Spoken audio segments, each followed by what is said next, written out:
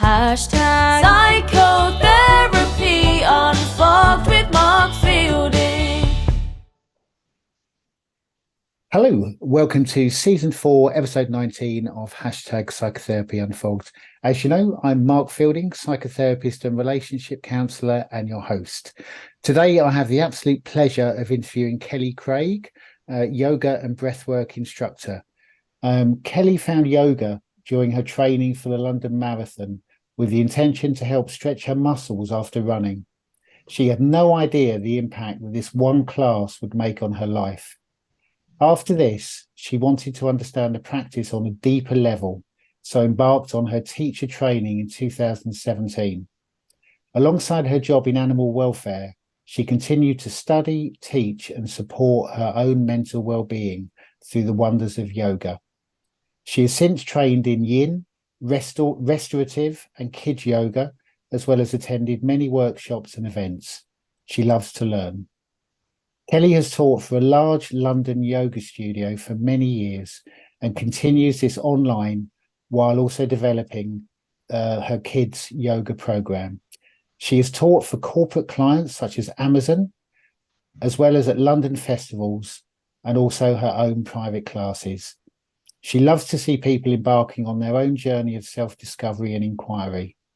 Kelly loves to bring the community together through yoga and has met some of her closest friends this way. So thank you so much for coming on, Kelly. Nice to see you again. Nice to see you. Thanks for having me.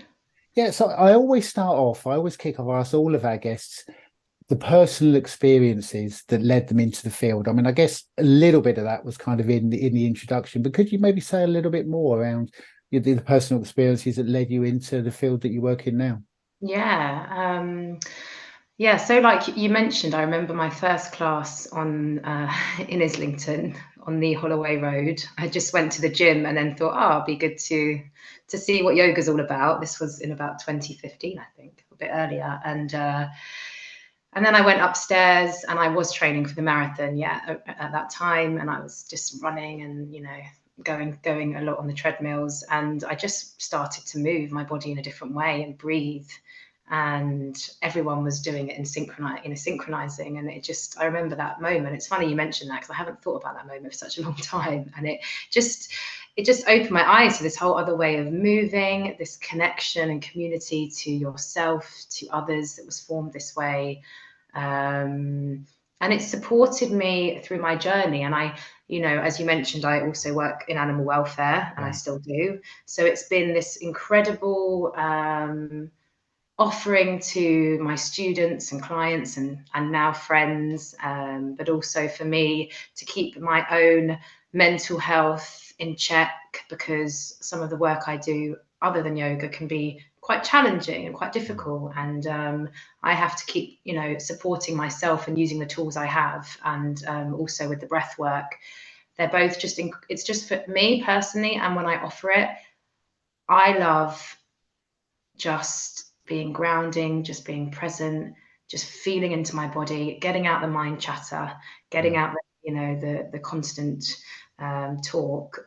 And because I feel that so strongly when I teach, hopefully from that place of authenticity, and I see the students get that same feeling. So I'm incredibly passionate about it, as you can probably hear. And with the children's yoga, that was a big area I was doing in London for a while. Yeah. And I hope to pick up again, because kids are naturally just go into these shapes and they breathe. They're quite bendy, aren't they? Very bendy. They're too bendy. They show us up. Yeah. We develop all sorts of tension as the years go on, and things in our body, ailments in our bodies, but they're just very instinctive and natural. And it's beautiful to see them playing, and the fearlessness, but also connecting to their feeling and emotion, and understanding that their breathing can help to connect them to how they feel. And they slow their breath, or when they blow, like we do a feather breath, blowing the feather, and when they blow that, it's a way of focusing on something else instead of worrying, and it's beautiful for kids. It really is just lovely. They teach me a lot. Yeah, and such a holistic practice. I mean, mind, body, and spirit Yeah. all Connect. together, No. connected.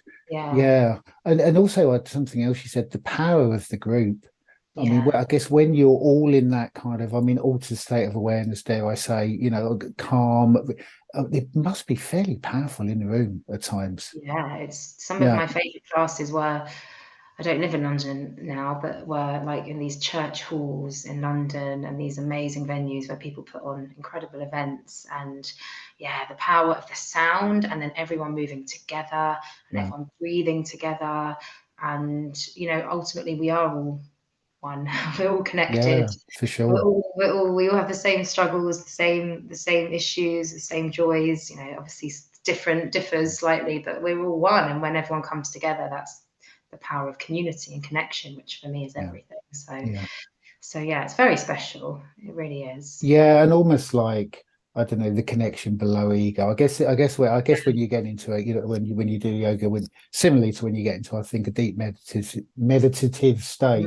I mean, the Mhm. ego just disappears, and then, you know, arguably, you know, true awareness is what emerges, and I guess that's probably what happens when you do yoga, I would imagine. Yeah, it is. It's, you Yeah. know, the 100%. And you know, you go through my, remember my first question, my teacher training was who are you?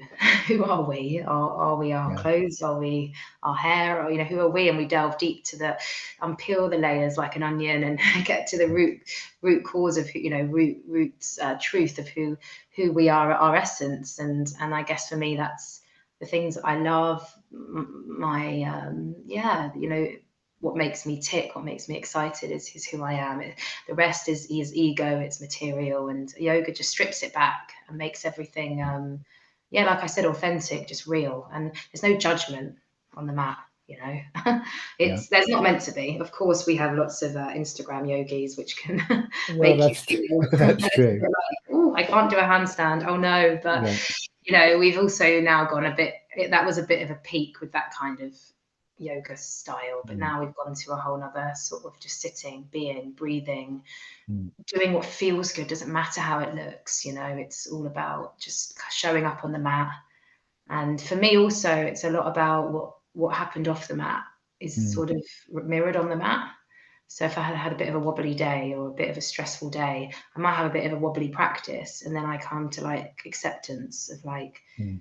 it's okay, like that's what's happened, and just acknowledge, don't judge, just accept the wobbles, and tomorrow there may or may not be. And it's always been that sort of mirror for me. So Yeah. but yeah, yeah, And again, you know, so much depth in what you say. I mean, acceptance of what is. I mean, we could have yeah, 100 podcasts about that, couldn't we? And the yeah, power of that. And I yeah, guess that's what you're saying.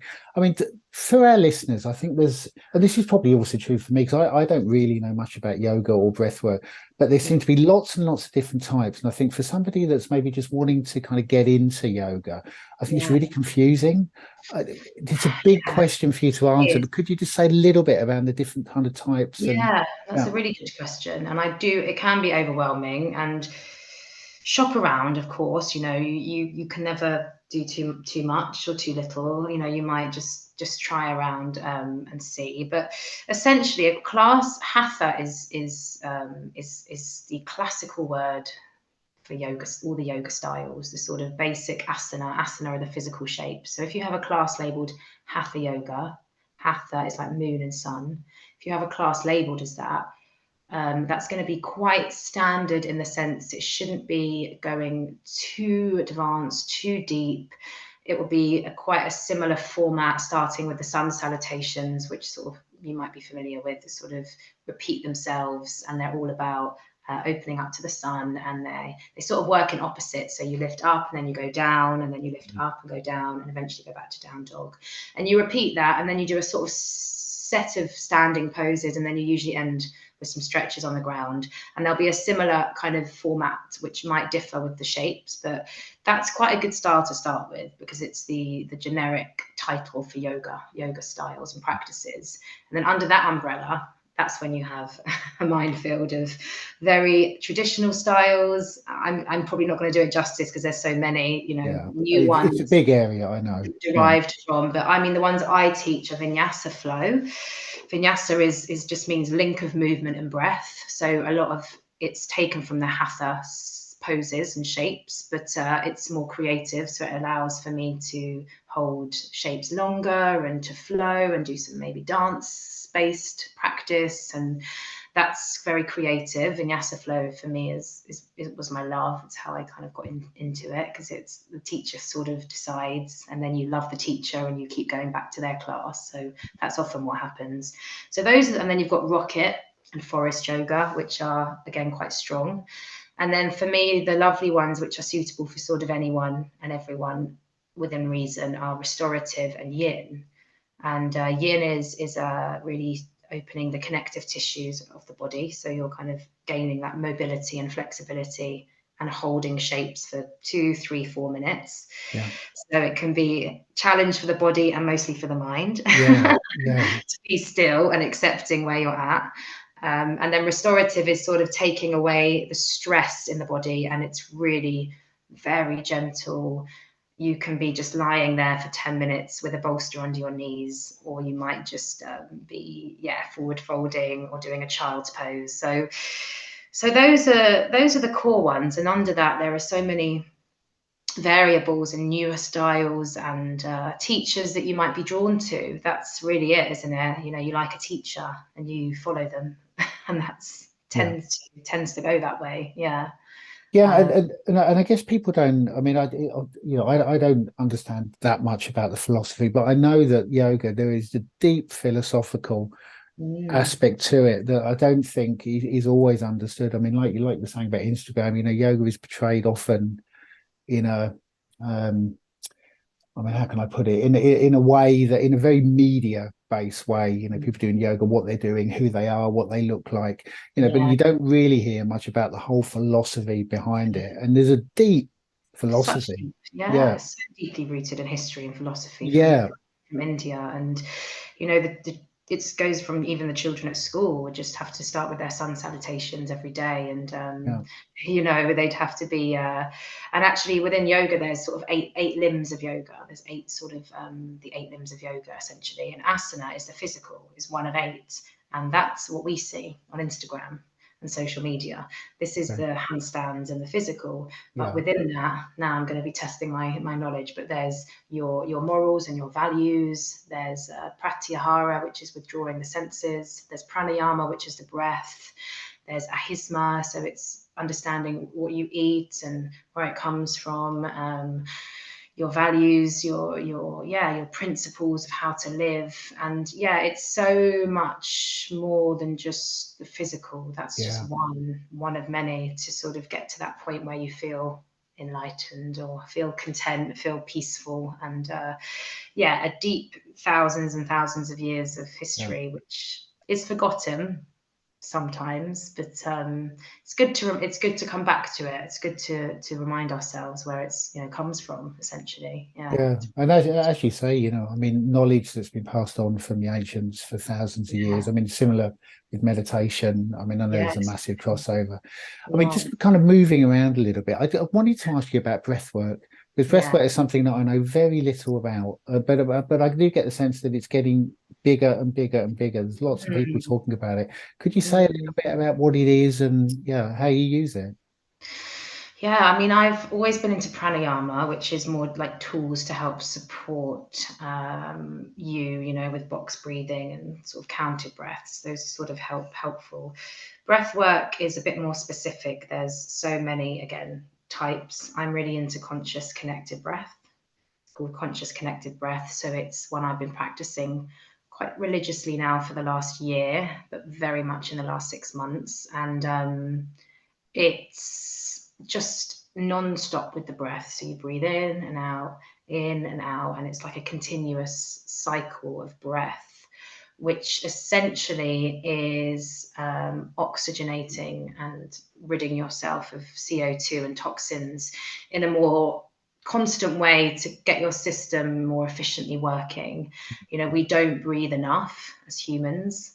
Even now, I'm not breathing, you sort of get your words out, and so this is sort of flooding your body quite efficiently with oxygen and ridding yourself of carbon dioxide.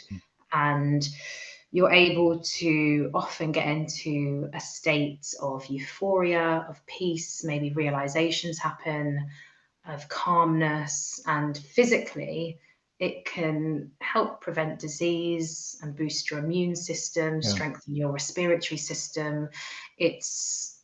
It's really valuable. When they say 20 minutes, half an hour a day, you know, can give you that energy boost you need. It can help with your sleep because you'll get more oxygen stored for your sleep through the day. Like for me, sleep has been a big thing that's helped. I'm a bad sleeper.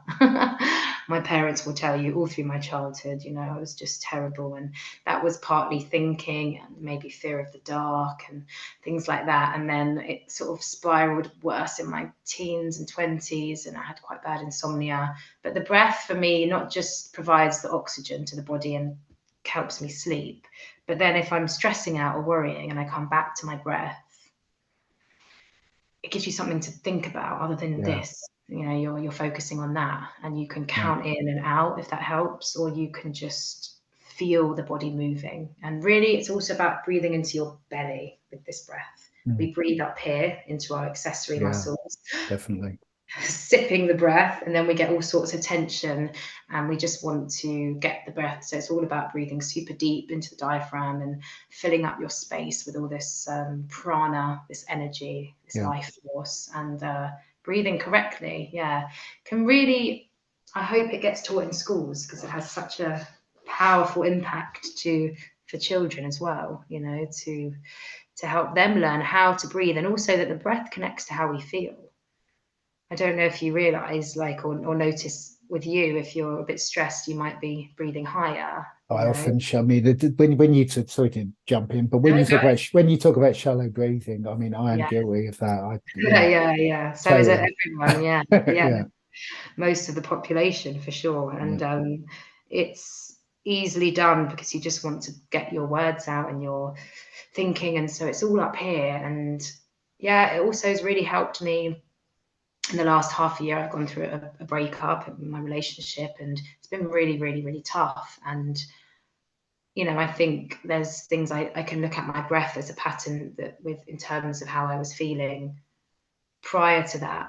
And it's gave me information, and that gave me information then, and now I'm using the breath to help slow my nervous system down, you know, tap into the rest and digest. So it gives you information, it can support you. It's really, really, really amazing as well. Another vital, healthy practice. You know, it's your supply, it's what you've got in you. You don't need to seek other substances. It's your breath, you know. It's we all have it, so we can tap into it like this. It's pretty and I guess more and more research going into that. I mean, I keep up obviously with, you know, some of the research, and it does seem to be really fundamental, doesn't it? I mean, just to pick out one of the things that you said, I guess in terms of controlling your nervous system. I mean, I know this is very basic kind of conception of what you're saying, but someone doing a presentation who's nervous, but just to deep breathe, you know, the whole nervous system. I mean, I do that if I'm anxious, the whole nervous system just calms down. And also what you were saying about it leading to transcendent states. I mean, there's a guy called Stanislav Grof. I've probably butchered his name. He does this thing called holotropic breathing, and I don't know. That's all I know really. But his argument is it lifts levels of consciousness and takes people up into transcendent states. I mean, meditation can also do that. So there's so many benefits to breath work, really. Just wealth of it. And it's super interesting you talked about that, because when we're breathing high up, we're in our sympathetic nervous system, and that's the quick inhales gets us into that state, and that's the flight or fight state, you know. And when we're in that, it's very useful if, you know, you're outside and you're thinking you're going to be chased by a lion. You need that state. But for day to day, as humans, we can't be existing in this state. It's unhealthy. It's absolutely dangerous. It's dangerous, and because we're breathing like that, we are. So, if anyone gets anything from this, it's just to put your hand on your belly and just let the belly come out and in, and not be afraid to let your belly come out and in, because, you know, we're all taught to suck the bellies in, and not to hang the bellies out. But this is the time to do it, and it's really a special, another special supported practice, you know, for everyone to access. Yeah. And in terms of mental health support, I mean, I'm all about mental health scaffolding, and different things work for different people. Yeah, You know, exactly. meditation, being in nature, there's lots and lots of things, isn't it? Yeah. But for you, having a yoga practice in your own life, I mean, from what you're saying, that's really supported you. You know, it's helped you through good times, it's helped you through bad times. It's a real foundation for you. Yeah, like if I don't do it, this week I've been really lacked my practice, my sort of routine, and I've noticed I've been really emotional and really Yeah, a bit all over the place. But to have that wake up, you go to your mat, you start the day that way instead of looking at the phone or yeah, thinking about what you have to do. You just come to the mat and you just simplify everything, and you have your core practices, which are routined, and you know, you keep them going.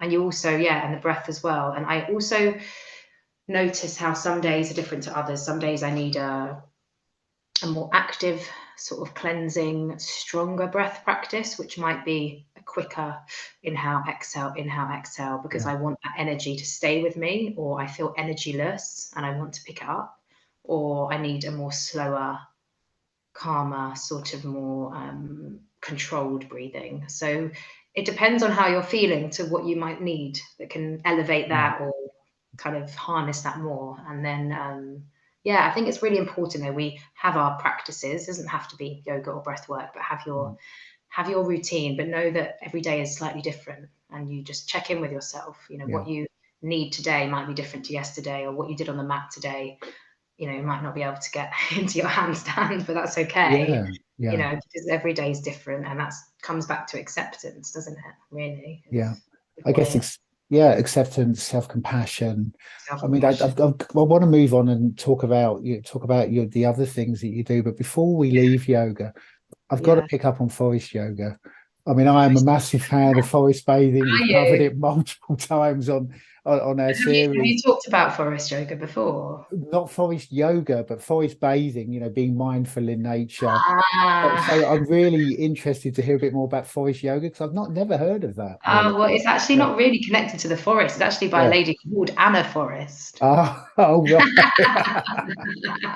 That's what I I have was thinking. visions of people doing yoga in a beautiful ancient wood. Oh, that's also the dream, isn't it? That's Yeah, like the goal. And doing yoga in a forest, I recommend. yeah, That's the best.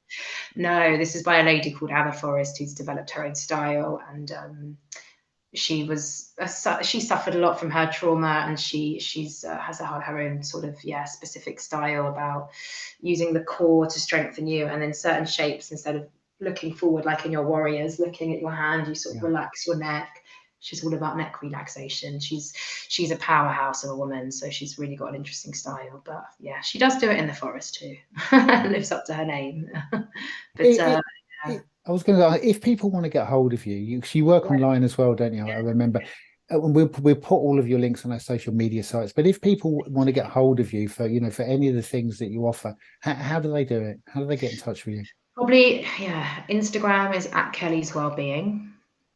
So if they have that, or you can email kellyyogaflow@outlook.com. So Okay, that's probably or I've got a website, kellyswellbeing.co.uk. So Kelly's Wellbeing will come up straight away, and then my details are all on that. So okay, yeah, if you are interested in any of these practices, then I think working online is really effective as well. It can work really well. yeah, yeah, So as yeah. you know, so Yeah, yeah. yeah. I mean, I agree. I mean, this is a bit of a segue. I mean, some therapists are quite iffy about working online, but I have to say, I find it to be really powerful. I think Mm, you can really connect with people online, and with all of your links, we'll put them on our social media sites. So if people want to get in touch, it'll be with the podcast on our kind of Instagram and on our LinkedIn account. So just have a look at those. thank I you. really want to kind of get into the other work you do, the work Yeah, with animals, because this yeah. is, this is amazing. I mean, say a bit more about what it is that you do.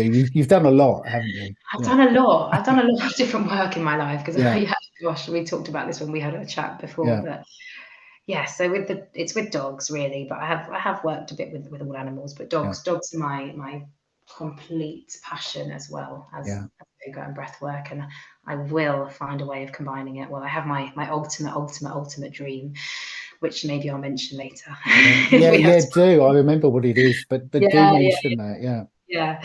But so for several years, I worked for Dogs Trust, which is one of the biggest dog welfare charities, and that was working that was in conjunction to all my yoga work as well.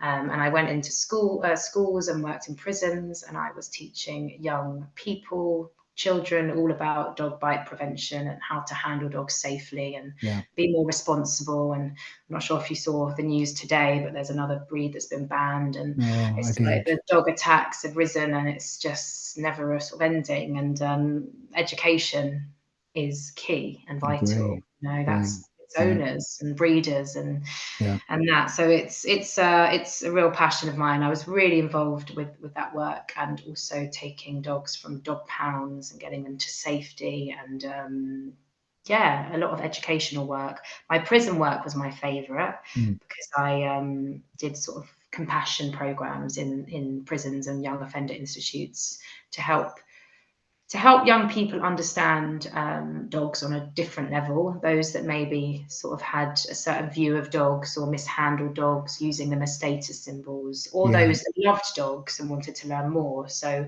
we did different programs according to the needs of the young mainly. Well, and it was guys and girls. We did programs, and I absolutely love that because I love the humans as much as the dog. I love working with the person. And what we would try and do in these programs was the young offender establishment had the needs to meet sort of they needed to learn maths, for instance. So we Yeah. would say, right, well, we'll teach you maths, but we'll teach you how much it costs to own a dog per month. So we're meeting our mission of a charity to help them Yeah. understand, how much it costs to own a dog and to make them realise the expense, and they're meeting their needs. So we did all these sort of maths sums and looked at items that they need to buy. So we're both sort of meeting what we need, and it just worked super well. And really loved it, and that was for many years working in London. And then I'm now in the Netherlands. A whole nother story. I came out to live with someone, but anyway, that's a whole nother story. But I'm still here, and I'm now training dogs. So I'm doing the hands-on dog training of I love the rescues, so I'm trying to do rescue work, but I do train puppies and adolescents and dogs that need help to support owners to prevent these dogs from, developing behavior issues, or, owners understand. So, and I had an awesome session last week where I combined my breath work and my dog training. Wow, So how fantastic. so great. That's like sort of one of my areas I'm trying to look at, making myself niche and how I can do that. And it was a lovely woman with quite a stress around her dog, who was quite reactive to other dogs. Yeah. And I just, I knew she was going to leave the house in a stressed state, and it was just not going to help the situation. No, the dog will pick it up, of course. Yeah, they pick up on our energy, Yeah. So we started with breath work, then her dog sort of drifted off. And then we went out in a calmer state, and we did stuff where she also put her hand on her dog's belly and they breathed together. And it was really lovely because she sort of lost trust with her dog. So we're building that up. So yeah, it was really cool. And I always try and bring together my passions, and you have to be a bit creative, but it can work. Yeah, I mean, absolutely. And you work with, I always think about dogs that, they really, I mean, humans, I think, have so many lessons to learn from dogs. I mean, unconditional love, compassion. I mean, I could just go on, really. I mean, we really, really have a lot to learn from dogs. And the work you were doing, I mean, the compassion program, wow. I mean, that must have been amazing. It really was. Yeah. And they don't run it anymore for various reasons, but it was so incredible. I think that was, and I used to go to, I don't think they're called PRUs anymore, but they were pupil referral units, so kids that were excluded from mainstream school. Yeah.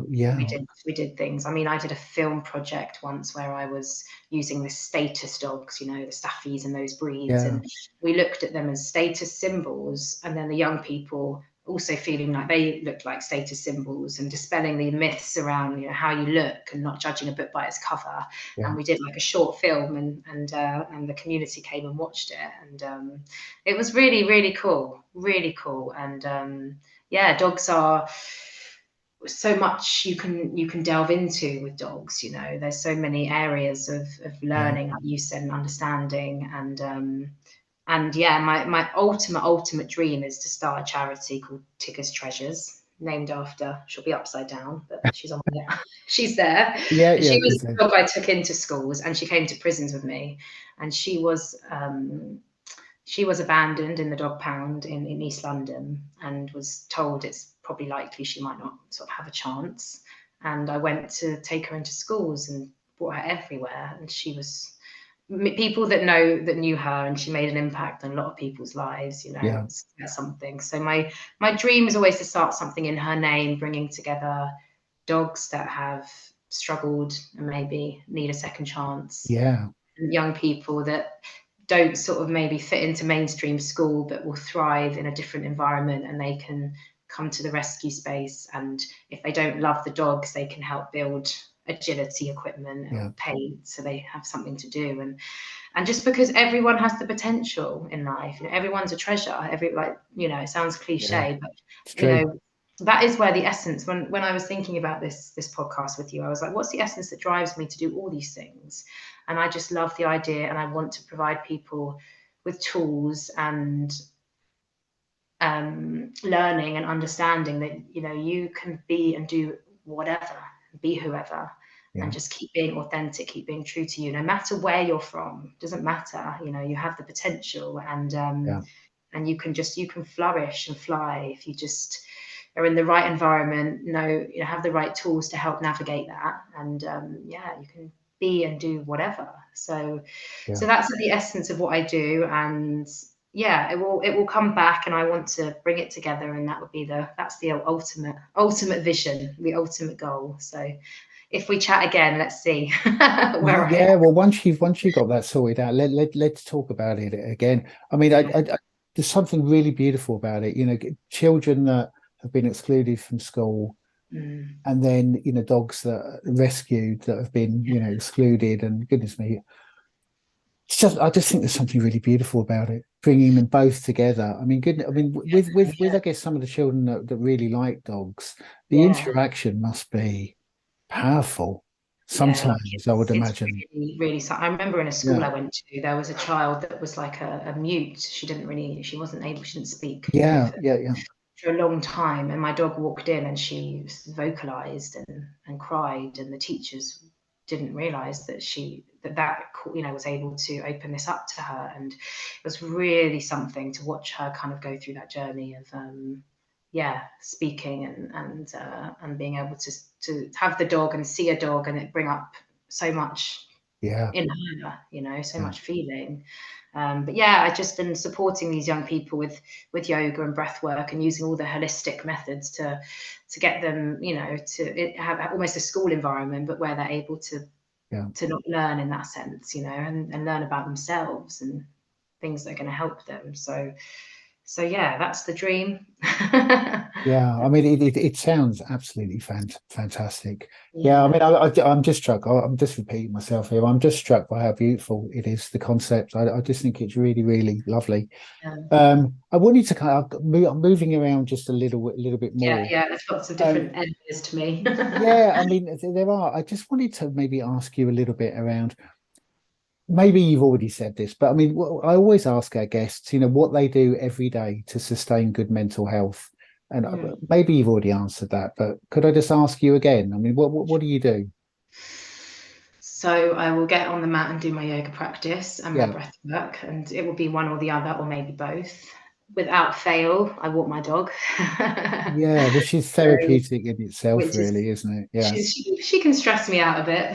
No, she's a young, happy dog, and when she's yeah, happy, and when she's playing, and when she's mm, interacting, and it just brings joy to my life. yeah, So that, you know, I try to really, if I get into negative mindset or go down that rabbit hole, I sort of journal and clock what I'm thinking, and write down that, and yeah, you know it's not permanent, and know it can change. And so journaling has been quite a nice supportive mm, tool for me, which I don't do enough, but when I do, it's really, really useful.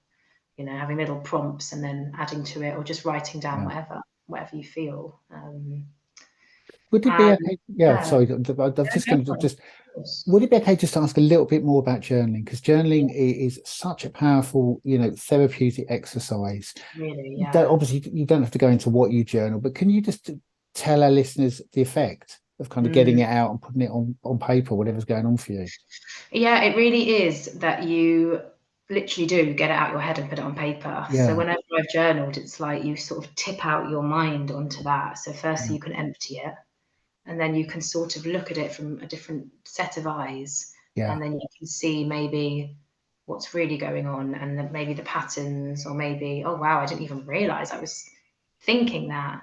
yeah, And then it's this thought and feeling, they're separate but connected. So I'm thinking this, oh, that's why I'm feeling this, yeah, that's for me what's been really useful. I'm thinking like I don't know, not worthy enough at work today, or did a bad job, but that's why I'm mm, feeling so tense. Okay, yeah, so what can you do? And then you can look back on it and notice the change and notice how far you've come. Yeah, and for me, I just sometimes splurge, or yeah, sometimes I do gratitude yeah. journal. I do Oh, gratitude. I mean, gratitude is everything. goodness me, gratitude journal. It's such an easy thing to do, but it Yeah, is so powerful. And there's, as I'm sure you know, that there is a ton of research supporting it. yeah, it It's really is. enormous, isn't it? Yeah, I really, really go from some days if I'm like, oh, I, I don't have this, or this has gone wrong with this, and then you're like, but I actually have this. yeah, You suddenly reframe, like, that was really awesome what I did today. That bit of feedback yeah, was so lovely. Wow, I've got food on the table, I'm cooking, and then you're like, it's a whole reframe, and then you're yeah, like, well, I'm so grateful for this life and for this person, yeah, and yeah, yeah. yeah, If you can do, if anyone can do anything, do some breathing, a bit of gratitude, and it will, yeah, it will yeah. really change, really help. Yeah. Yeah, I mean, absolutely. I mean, all mental health scaffolding is different for everybody, but to Yeah. have, I think, regular things that you do, I often recommend gratitude diaries. I do one myself, and I Mm, guess it just retrains the mind, doesn't it? We all have yeah. this negativity bias. Is it a stick or is it a snake? We're always going to think it's a snake, But I guess with gratitude, after a while. I don't know whether you found the same thing, but with gratitude diary, when you first start doing it, it's all the obvious stuff, rah rah rah. Then after a while, you have to really start searching. I'm grateful for the chair I'm sitting in, for the Yeah.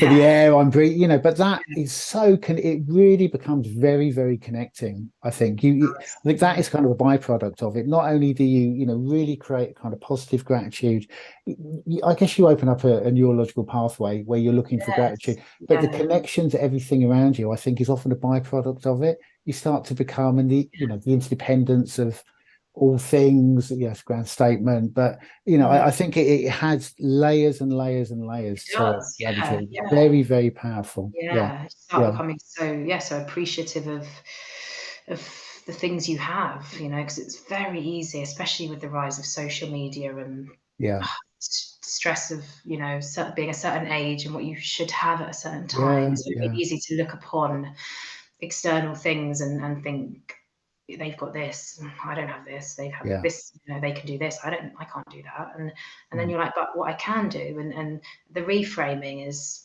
yeah, especially in the last months, I've also yeah, been, had some struggles personally, like I mentioned, and that reframing through gratitude is really yeah. powerful, Yeah, really. Yeah. yeah, it's a great technique. We're we're Mm. we're we're almost at the end. I just wanted Yeah, to ask: yeah. is there anything I've not asked you? Is there anything that you'd like to say that I've not given you the opportunity to? No, I just want to thank you for doing these podcasts. I think it's so awesome that you're doing this, and giving people a chance to just chat and celebrate who you are. And I think, no, I'm just really, really grateful to you for asking me and hosting these. I think it's such a lovely idea, and it's the way you also connect to people that you may not otherwise connect to, and hear Yeah, about people's lives. And yeah. so yeah, that's it really. And yeah, I mean, I also, yeah, with the dog training work, I guess, I have Kelly's Dog Wellbeing is my dog training Oh, yeah, section of life. So if yeah. you're How needing do yeah? support, Say a bit more about how people get in touch if they want yeah, that. because I also do this online. So my Yeah. days are split between both of my works, Okay. and I do online training. And I also see people in person a lot while I'm living out here. Yeah. But for those that aren't based in the Netherlands, it works also really well online. It really Yeah. does. Yeah. Yeah. It's not, in some cases it's difficult, but sometimes, you know, you can look at someone's space and say, oh, maybe put that there, that's going to help the dog out, or Yeah. I show through my dog certain tools. And so yes, if you're interested in that side of my world, then we can combine both or do Yeah. one or the other, and it's also really effective. So Kelly's well-being and Kelly's dog well-being, because it's all about the well-being. Fantastic. And as I say, we'll put all of those links. I'll get the links off you after the show, and we'll put all the links on our social media. And just before we finish, just to pick up, thank you so much for saying that about the podcast. I mean, it's not without self-interest, because I get to speak to such inspirational people. You know, I mean, I'm inspired today. You know, I'm always inspired by guests. So, you know, it's great for me as well. And just to thank you so much for coming on the show. It's been really nice to see you again. And this is going to be a really interesting show for our listeners. Cool. Thank you. Thank you. And once again, I'd like to thank Kelly for coming on the show. As I said at the end of the show, you know, it's so inspirational for me. You know, I felt totally inspired at the end of the interview with Kelly, and really wanted to check out, kind of find out more, and maybe start doing a yoga practice myself. Fascinating interview. I learned a lot about breath work, and also I'm really glad we were able to touch on the many things, you know, that Kelly does and brings to the table. Some of the work she's done with excluded kids and, you know, rescue dogs, I just thought the only word for it was beautiful. You know, excluded dogs, excluded children coming together, and, you know, just creating a really, really, you know, fantastic healing environment. I'm guessing for both, really. And as I said on the show, I always think dogs have so much to teach human beings about unconditional love and compassion, kindness, acceptance. We humans really do have a lot to learn, I think, from dogs. If you want to check out Kelly for any of the things that she offers for the dog training, for yoga, for breath work, then please check out our social media platforms. Kelly's links will also be up with this podcast on all of your favorite podcast platforms. I reflect that in season 4, we've been absolutely blessed to have the guests that we have. I look back at the season and think, goodness me, we've had some brilliant guests. And I think that also goes for the 3 series of #NeverAlone as well. I mean, Joe and I, you know, we've got some really, really fantastic guests on. We hope to continue that in season 5. Generally, we do 20 episodes or so per season, but this season I'm going to push that boundary a little bit. I've got a few really interesting episodes lined up, and we haven't entirely decided what we're going to do for the season finale yet, but I'll certainly let you know. On Tuesday, I'll be interviewing ex-EastEnders actress Tara Ellis, who'll be talking about shamanic healing. As our listeners will remember, we covered shamanic healing in episode 3. It was a great episode, and I'm really, really interested to hear more from Tara.